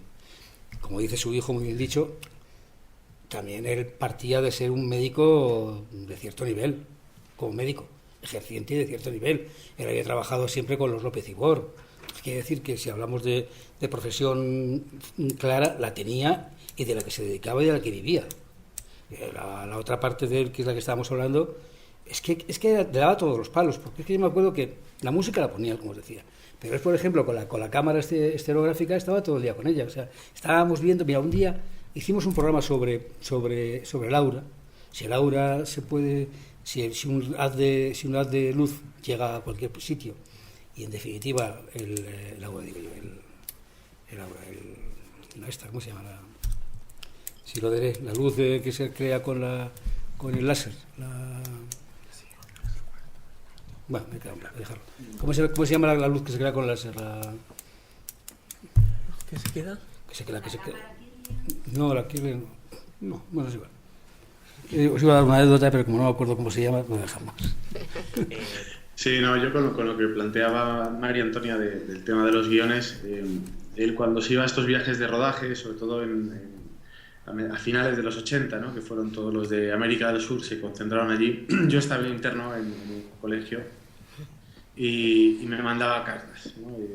Claro, yo las leía mientras formábamos fila para entrar al desayuno en invierno, cuando se nos formaban estalactitas en el pelo, y él me contaba que estaba en México, en mitad de una selva, procurando al día siguiente empezar rodaje a las 5 o 6 de la mañana, con esas 2 toneladas de material con el que iban en autobuses que alquilaban solo para ellos. Y me contaba el caso, estoy acordándome en Perú, por ejemplo, ¿cómo se llama? En Chavín de Huántar, cómo llega a unas ruinas con una idea, con una documentación hecha, con un guión preparado, y se da cuenta de que lo que hay allí no puede transmitir en absoluto nada de las ideas que él llevaba. Y él era capaz de en una tarde y noche, darle la vuelta totalmente a un guión y quedarse escribiendo hasta la hora que fuera para conseguir transmitir las nuevas ideas que sabía que las imágenes iban a poder sugerir.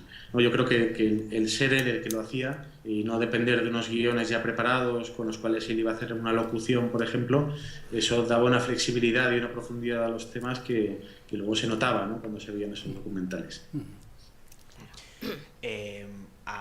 Es muy interesante todo lo que estáis comentando. Nosotros tenemos, algunos de los que estamos aquí, una serie documental fetiche, de la cual todavía no hemos podido ver todos los vídeos, no sé si están disponibles, como es la serie documental Ellos, que la habéis comentado, que estaba destinada al tema OVNI, y llevaban a cabo sobre todo pues Jiménez del Oso y Juanjo Benítez, ¿no? ¿Nos puedes contar, Gerardo, porque creo que estuviste involucrado, ¿no?, en la producción de esa serie, alguna anécdota ¿de esas? o varias de ellas sí, de esta serie, concretamente destinado un poquito más a lo que era el asunto OVNI y todos esos programas? Creo que fueron 13 programas, si mal no recuerdo. 13 o 26, creo que hicimos más. Creo que hicimos 26. Destinados al tema OVNI, porque tuvo que haber montones de ellas, sobre todo en los rodajes, los viajes, ¿no? Anécdotas y de todo tipo. Porque obviamente los temas eran... se prestaban anécdotas porque, claro, fíjate, según que... Pues hombre, hay una muy dura, que ahora que no los oye nadie, hay una durísima. Me acuerdo que estábamos buscando, íbamos detrás de la gente que había tenido avistamientos y que habían tenido experiencias, ¿no? Y había una zona donde se suponía que teníamos nuestro trazado, nuestro camino, porque claro, había que desplazarse de pueblo en pueblo y tampoco podías volver atrás 200 kilómetros para luego adelantar 100, de tal manera que habíamos hecho una planificación coherente. Y nos llegó sobre la marcha uno de los asesores que teníamos destacados, como decíamos nosotros, que era la gente de local, que tenía su radio, tenía su medio de comunicación local, su revista, y que estaba interesado en esos temas, y que como era Fernando, pues por supuesto, si podía colaborar con Fernando, pues la gente encantada con él. Porque además tenía un trato muy agradable. Fernando era de muy buen trato, era muy amable. En la parte esa de psiquiatría que os decía antes, Televisión Española había 7.000 empleados o 6.000 allí. Imaginaros que muchos de ellos pues tenían enfermos en la familia y tal. Pues Fernando les ayudaba a todos, los colocaba a todos, los conducía a todos, o sea que era muy amable.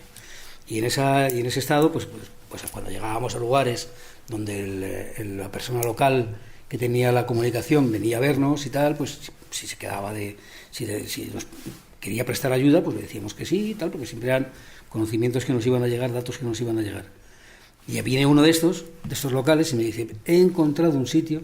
Pensar que estábamos metidos un mes siguiendo a gente que nos estaba hablando de ovnis, que nos estaba hablando de cómo eran los extraterrestres, qué le había pasado a cada uno alto total, qué le había pasado a cada uno de ellos en primera persona. O sea, estábamos embutidos en aquel momento y en aquella situación.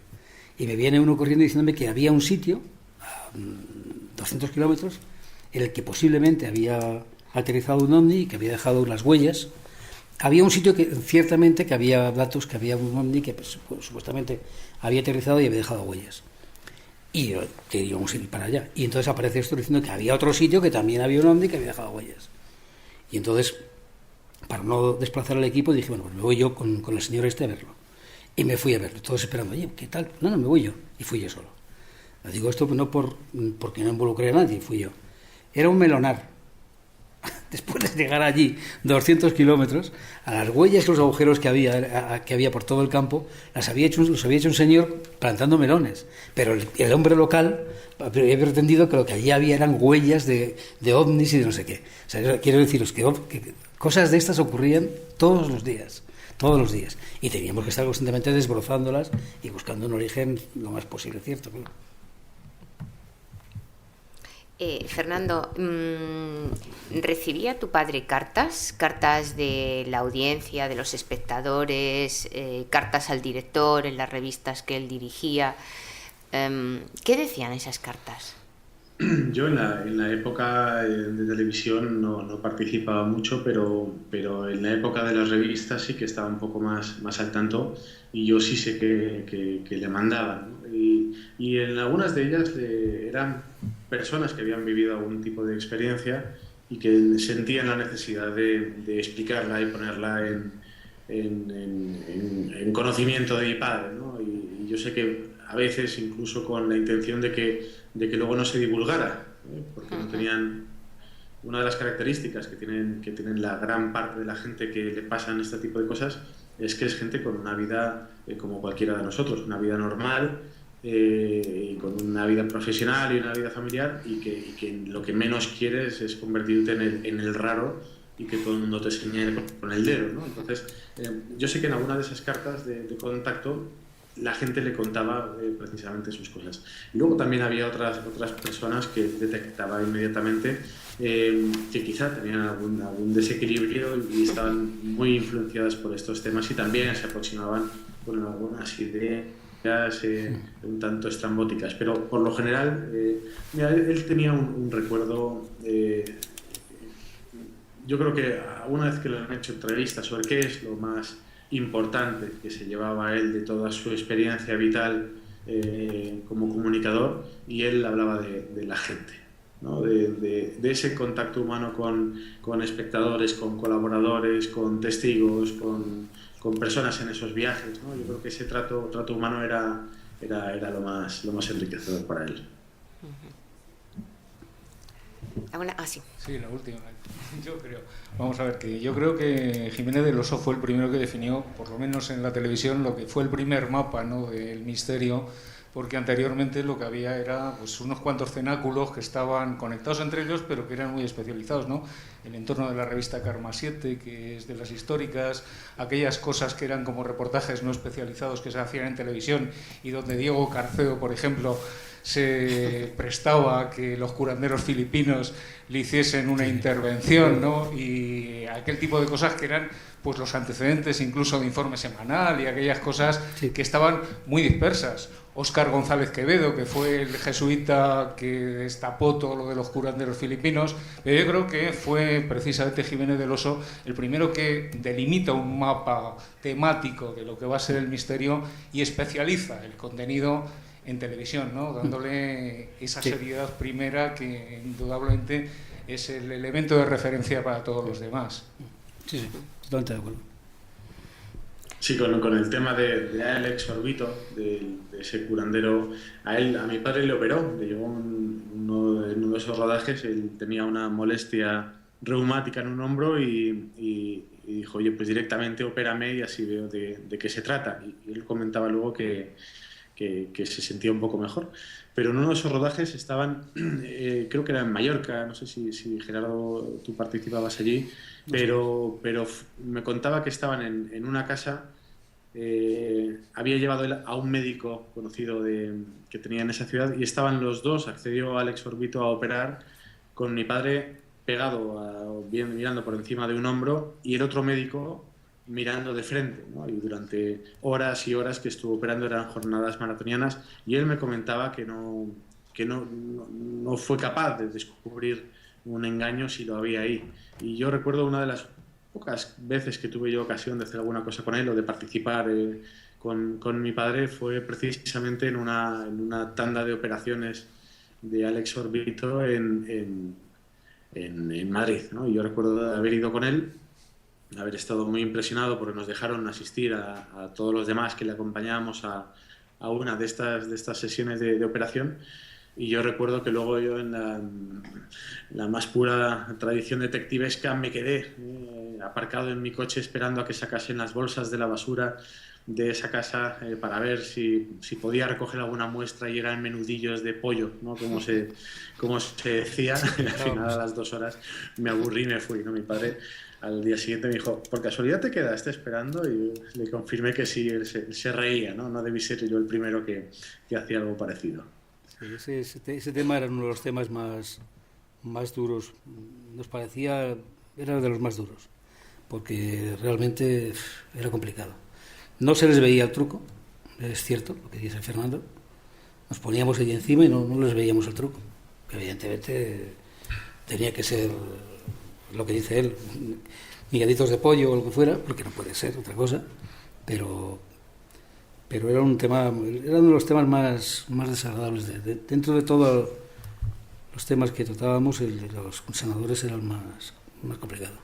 Sí, además en este caso, claro, uno puede pensar que si es una sola intervención, puede tener uno un dedo postizo con algo dentro y demás, pero aquello eran jornadas maratonianas de horas en las cuales entraba un paciente y otro y otro y otro y el que operaba, el sanador, estaba ahí sin moverse, ¿no? Durante horas y horas y horas. Entonces no había posibilidad de que que tuviera algún artefacto escondido. No, y los personajes los personajes eran muy complicados. Vino un brasileño, que no me acuerdo ahora cómo se llamaba, estuvo con nosotros casi conviviendo, no le hacíamos demasiado caso y tal. Y eran personajes complicados, todos ellos, porque eso que hacían era complicado, era muy complicado. No voy a entrar pero era complicado. Precisamente ese tema, de los demás no, los demás son temas que han sido siempre comunes y muy tratables y todo, pero el tema de los senadores,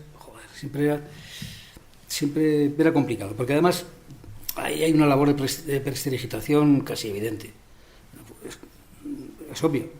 Y si no la hay, es un problema, porque entonces dejan unas heridas, unas historias. Es muy complicado. Es un tema que mejor no entra. Y tu padre, como médico, no entraba tampoco mucho. Era complicado ese tema. Había otro senador, yo creo que era en Perú, que se convirtió en una especie de estrella recurrente en uno de los programas de radio que a mi padre más le gustaba frecuentar, que era La Rosa de los Vientos, cuando iba con Juan Antonio Cebrián. Yo recuerdo verle la cara de ilusión cuando estaba preparando el programa y llegaba el taxi que le mandaban de la emisora. Entonces cuando le oía que se paraba, se le iluminaba la cara, cogía las notas que había tomado para el programa y se marchaba. Y este senador se llamaba El Tuno. ¿Cómo? El Tuno. No, pero el Tuno era en Perú. El Tuno era en Perú. No, pero no aquí. El Tuno era en Perú. Y lo que hacía era él pasaba el cuy. El cuy era una especie de conejillo de Indias que lo iba pasando por el cuerpo de la persona, del paciente que iba a verla. Y mientras tanto le iba preguntando, y es cierto que mi padre describía que con mucho acierto, con una gran deducción y una gran intuición, iba acertando en los diagnósticos que él hacía en base también a la exploración física que el propio senador hacía y a las preguntas que le hacía, que eran preguntas muy oportunas al enfermo. Y entonces luego le pasaba este animal por el céter y con las propias manos lo abría en canal, lo partía casi por la mitad y de una forma brutal, entre chillidos del pobre animal, y veía en sus órganos internos, teóricamente manifestaban el mal que sufría ese paciente, ¿no? Y le podía diagnosticar. Entonces eso era de un salvajismo terrible. Se hace actualmente. Tiraba el cuy hacia atrás prácticamente, o en un barreño, con un gesto indolente, y pasaba al siguiente, ¿no? Claro, lo que sucedía es que el tuno tenía, creo que eran 7 u 8 hijos. Sí, y un montón. Esos cuis cada noche era con lo que cenaban todos. Efectivamente. Los cuis son cobayas. Los cuis son cobayas, un conejito así. Y eso se sigue haciendo actualmente. Y efectivamente, los cuis, los cobayas estos allí en Perú y toda la zona de la costa tienen esos conejitos por la casa, sueltos. Y entonces pero la carne que comen es esa. Como él cuando lo escribía, perdón, Gerardo, él lo hace sin juicio alguno. No. Ese es el aspecto humano, ¿no? Esa es la parte humana de ese sanador. Exacto. Que usa el cuy, que ayuda a muchos de sus pacientes, aunque sea sin necesidad de hacer eso al animal, pero que gracias a esos animalillos que traen los pacientes cenaba toda su gran familia. Pero imagínate la cara de tu padre siendo doctor en medicina, viendo al tuno, como su nombre indica, con un cuy, que es un conejito, pasándoselo por el cuerpo a otro señor, abriéndolo, despellejándolo en vivo y cogiéndole cada una de las vísceras. Eso era terrible. Y tu padre aguantando el tirón siendo el doctor de medicina. Es que claro, era un hombre de una amabilidad terrible. Desde luego. Terrible. ¿Hay alguna pregunta más? Bueno, yo solo una, la última, lo prometo, que ya os veo a todos caras de cansados.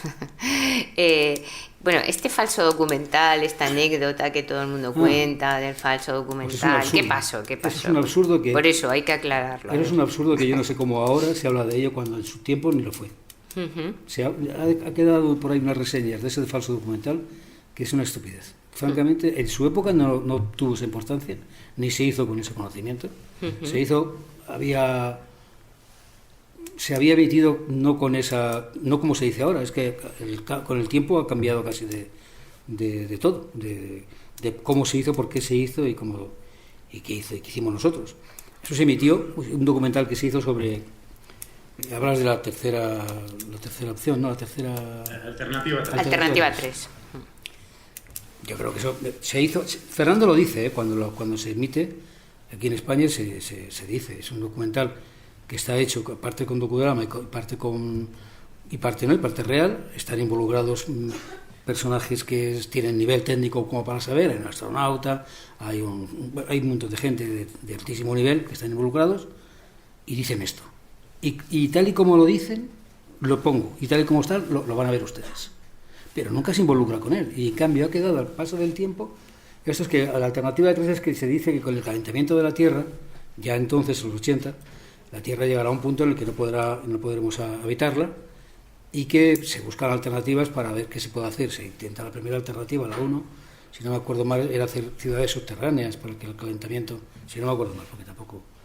Y la 2 era destruir la capa el efecto invernadero, que ya se empezaba a hablar de él, destruirlo abriendo agujeros en nuestra capa de ozono inclusive, con lo cual era un problema que no se podía tampoco hacer. Y la alternativa 3 pues es decir, bueno, pues lo de las películas, coger a la gente más preparada de este nuestro mundo y mandarla a otro mundo para que nuestra especie sobreviva. De eso hicieron un documental los ingleses, un canal privado, como aquí Antena 3, no se entendéis que entenderlo como es, un canal cualquiera, de una serie de programas que hacían científicos, o sea que no era un canal de especulativo para nada, un canal que hacían esto dentro de lo que era ciencia, y en ese documental lo que se hizo es la alternativa 3, la opción de que se está cogiendo como cierto, se está cogiendo a científicos de nivel, a la gente adecuada, como en muchas películas se ha propuesto, para llevárselas a otro sitio y salvarlas de ese posible fin de la Tierra si esto sigue así. Y Fernando lo que hizo fue emitirla. Hablamos de ello, la compré como una película comprada. Entonces dijimos, bueno, la emitimos o la emitimos. Hemos emitido un par de ellas de ese tipo. Digo, compradas íntegras y emitirlas. que no era lo común. Un par de ellas, y hablo de 300 programas, 350 programas, o sea, la incidencia es ínfima. Realmente compraríamos esta y que recuerdo otra más y creo que otra más, pero ni eso. Dos casi seguro. La tercera puede que no. Y se emitió con todas las reservas y se emitió diciendo que era lo que era. Punto. Y con el paso del tiempo, en otro sitio hace unos años me dijeron, ¿y por qué hiciste esto? Y dije, pero si eso no era nada absolutamente, y se dio como se dijo. Y después de eso se sigue hablando de que, me dices tú, Antonio, que pasó con la Alternativa 3. Nada. Sí, lo que se diga es lo que se quiera decir. En su momento y la realidad, nada. Y Fernando, por ahí debe estar el documental. Bueno, voy a mirar un día. Voy a mirar porque que recuerde yo, decía Fernando justamente eso. No quería ni comentarlo ni decir nada. Decir, yo les voy a poner lo que está haciendo furor en toda Europa, que es la Alternativa 3 de el contenido que acabo de decir. Y no quiero saber nada más. Incluso lo explicó, porque a mí me pasó lo mismo que a ti, es decir, en un momento dado empezó gente a hablar de Alternativa 3 y yo nunca lo había comentado con mi padre, y en tiempo reciente, hace un par de años, busqué el programa el cual hacía la presentación y yo no vi ningún problema, es decir, él comentaba que ese documental estaba envuelto en una gran controversia. Claro. Porque creo que se emitió el día este de abril, que es como el Día de los Santos Inocentes, y que entonces no se había avisado al público y que luego se dijo que era mentira, pero al mismo tiempo miembros del equipo habían escrito un libro que habían publicado en El País, en Inglaterra, en el cual explicaban que que lo que escribían ahí era cierto y que habían sido objeto de una especie de intento de silenciamiento. Y iba todo acompañado de una gran controversia, y él la cuenta en la introducción del documental, y él avisa al espectador y dice, con las reservas lógicas, vamos a emitirlo porque consideramos que lo que cuenta es de suficiente interés como para que usted lo vea, pero hace toda esa introducción en la cual lo pone en un contexto, ¿no? Entonces yo no veo que haya... A mí me parece significativo que tras tantos años de carrera señalen enfáticamente a ese documental como si fuera un gran patinazo que, insisto, yo no lo veo por ninguno de los lados, pero bueno. En base a esto que comentáis, es interesante porque hubo muchos rumores de que justamente me parece que Alternativa 3 fue el último programa, coincidió la emisión con el último programa de esa serie de Jiménez del Oso, y hubo muchas personas que especularon con que se le había echado de la cadena a raíz de emitir ese documental. Digo esto porque es muy curioso. Bueno, también aprovecho para los alumnos que estén aquí de periodismo que os hagáis con los programas de Más Allá. Televisión Española está, digamos que, desclasificando, por decirlo de alguna forma, digitalmente muchos de ellos. Hay otras grabaciones de compañeros como Moisés Garrido Vázquez y otros amigos que han puesto a disposición grabaciones en internet, en YouTube, gracias a sus archivos. Y bueno, a lo que iba, es muy interesante porque Javier Sierra, en un encuentro parecido a este, de periodismo de misterio en la Facultad de Sevilla, comentó un dato que a mí me sorprendió, no lo desconocía, y lo quería comentar para que comentarais algo al respecto, ¿no? Y era el hecho de que Jiménez del Oso, realmente la salida de Jiménez del Oso de Televisión Española tuvo que ver con su afiliación política a UCD. Nada. No sé si, claro, me llamó mucho la atención, y aprovechando que se está hablando del tema y que Gerardo estaba produciendo los programas con él, no sé si nos podrías decir si esto era cierto, y en caso de no serlo, ¿por qué Jiménez del Oso no siguió en Televisión Española? Bueno, después del exitazo que tuvo, ¿no? Vamos a ver, dos cosas.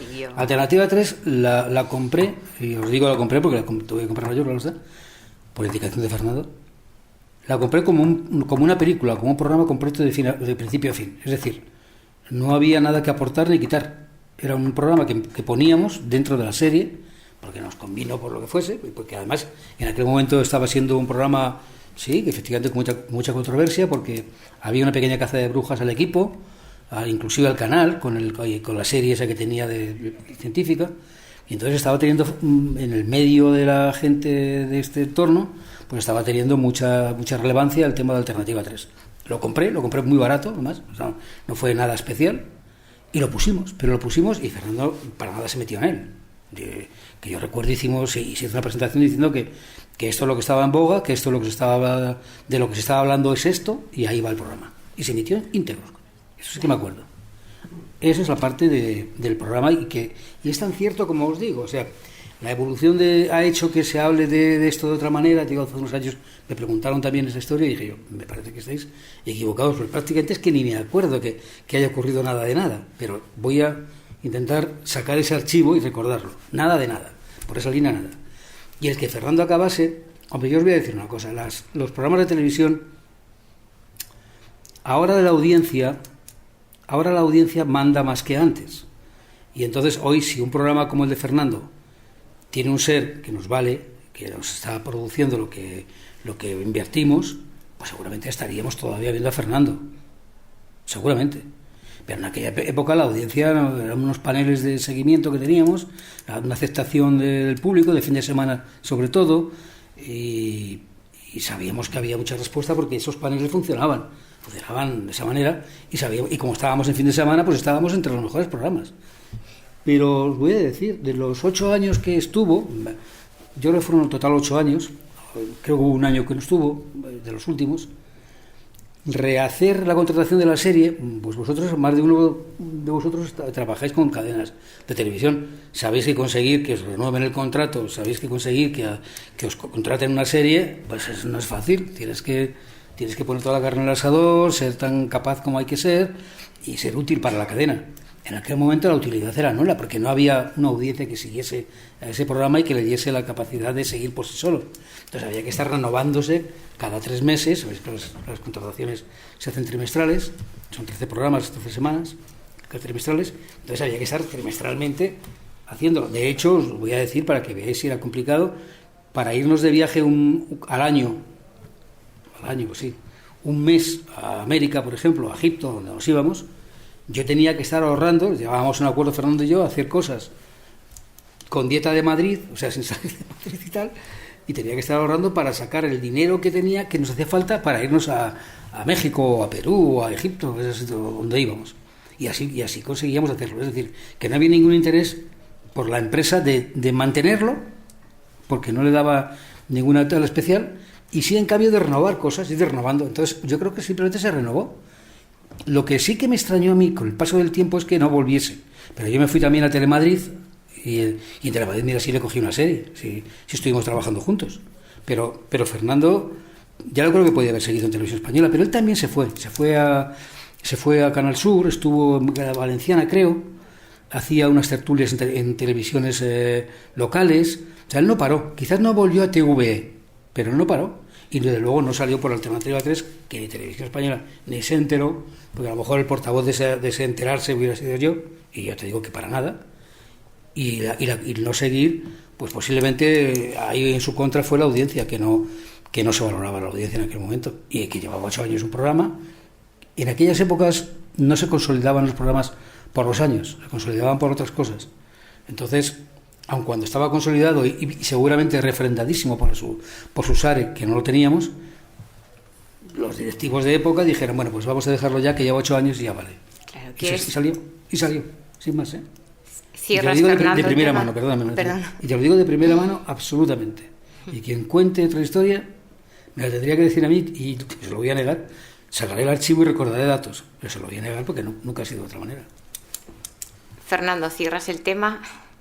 No, simplemente lo que comentaba Gerardo, es decir, yo de hecho no sé si se publicó, si se emitió con Más Allá o con La Puerta del Misterio, que fue el siguiente programa que tuvo mi padre en la cadena, pero yo creo que no tuvo ninguna trascendencia en la época, ¿no? Y luego es verdad que ya con otro tipo de producciones estuvo en Canal No, no sé si también en Canal Sur, luego la local que comentabas era de un amigo ¿cómo se llama?, de Antonio Cribillén, un productor con el que tuvo una gran amistad en sus últimos años, y ya está, pero no creo que tuvo ninguna repercusión en renovar o no. De hecho, yo tengo la idea de que eso pertenece a la época del Más Allá, y luego se hizo La Puerta del Misterio. Puedo estar confundido, ¿eh? Ya os digo que tuve que revisar este tiempo porque no... No, creo que fue La Puerta del Misterio, porque tuvimos un problema de título, porque había una revista en Cataluña que la habían registrado y tal, entonces tuvimos un problema con el título y nos pusimos de acuerdo y decidimos cambiar el título y le pusimos La Puerta del Misterio. Se debieron emitir como, es memoria, pero bueno, como 4 o 5 años de Más Allá, los primeros, y los últimos 2-3 años de La Puerta del Misterio. ¿Sí? Muy bien. Pues nada, muchísimas gracias. Cerramos ya aquí. Muchas gracias a Fernando, muchas gracias a Gerardo por ayudarnos a trazar este perfil humano, que es muy importante en este caso además, el perfil humano y profesional de uno de los pioneros y creadores del periodismo de misterio en televisión en España. Muchas gracias a los dos.